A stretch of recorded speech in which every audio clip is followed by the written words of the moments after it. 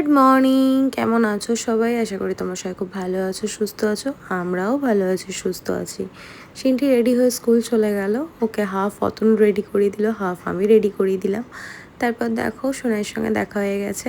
সোনাই আর সিনটি যেহেতু একই timing, 5-10 minute এদিক ওদিক, তো মাঝে মধ্যেই ওর সঙ্গে দেখা হয়ে যায়। আর আমি এখানে ঠাকুরের বাসন ধুয়ে বসেছি মুছতে। তারপর অতনু পাশে এসে বসলো, গোপু সোনাকে প্রণাম করলো, ঠাকুর প্রণাম করে ও বেরিয়ে গেল। তারপর আমি গোপুসোনাকে স্নান করিয়ে ঠাকুরের বাসনগুলোকে মুছে নিলাম। তারপর গোপুসোনাকে স্নান করিয়ে নতুন একটা জামা পরিয়ে দিয়েছি। ওর জন্য অনেকগুলো জামাই কেনা হয়েছে, পরানো হচ্ছে না, তাই ভাবলাম আজকে একটা জামা পরিয়ে দিই। আমার ভাবনার থেকেও বড় কথা, তার ইচ্ছে হয়েছে আজকে একটা নতুন জামা পরবে।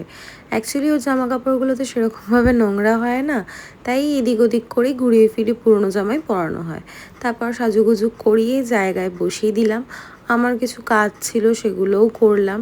দেখো সাজুগুজু করার পর কতটা সুন্দর লাগছে। আর বাগানে গেছিলাম, 2-4টে ফুল পেয়েছি, সেটা দিয়ে ওকে সাজিয়ে দিলাম। কেমন লাগছে আমার গপুকে কমেন্ট করে অবশ্যই জানিও।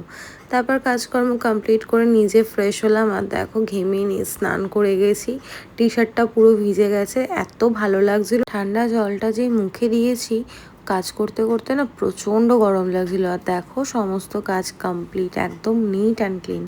রান্নাঘরেরও কাজ হয়ে গেছে। ভাত আমি বসাবো একটু পরে, চাল ধুয়ে রেডি করে রেখেছি। ভাতটা না একটু গরম গরমই খেতে ভালো লাগে, সে গরমকাল হোক আর শীতকাল হোক।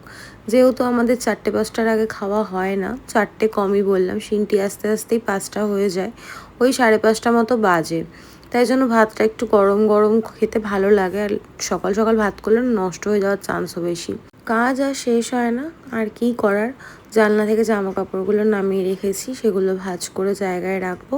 আর আজকে ফাইনালি আমি তোমাদের সঙ্গে শেয়ার করেছি পুজোয় আমি কি কি কিনেছি।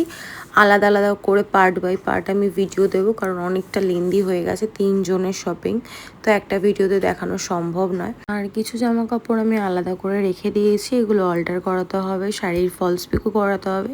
এগুলো জেঠুর কাছে অতনু দিয়ে আসবে। আর এদিকে দেখো ভাতও হয়ে গেছে, কিন্তু আমার কোনো কাজ হয়নি, অনেকটা বেলা হয়ে গেছে। কোনো কাজ করতে আমার ইচ্ছে করছে না, কি জানি হঠাৎ করেই আমার কিচ্ছু ভালো লাগছিল না, মনে হচ্ছিলো সারাক্ষণ শুয়ে থাকি।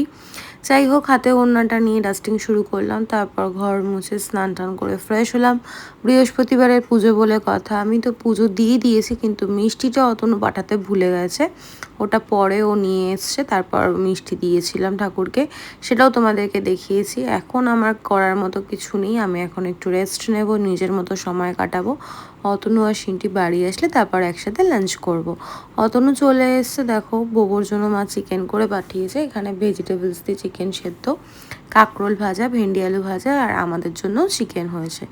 অতনু ঠাকুরের জন্য মিষ্টি এনেছে, তাই আমার জন্য রসগোল্লা আর ছানার জিলিপি নিয়ে এসছে, আর কাজু বরফি, আর এটাকে কি বলে আমি ঠিক জানি না, গপুকে যেটা দিয়েছে যতদূর সময় কাঁচাগোল্লা বলে মনে হয়, আমি ভুলও হতে পারি। আর আজকে প্রচুর আমি ঘুমিয়েছি, সেই 6টা থেকে পুরো 9টা অবধি আমি ঘুমিয়েছি। আমার রাতের ঘুম তো গেল।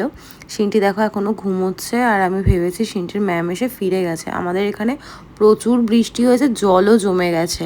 আমি মানে বুঝতেই পারিনি যে আমি এতক্ষণ ঘুমিয়েছি। দেখো চশমাটা খুলে দেখালাম যে চোখটা পুরো ফুলে গেছে, এত পরিমাণে আমি ঘুমিয়েছি।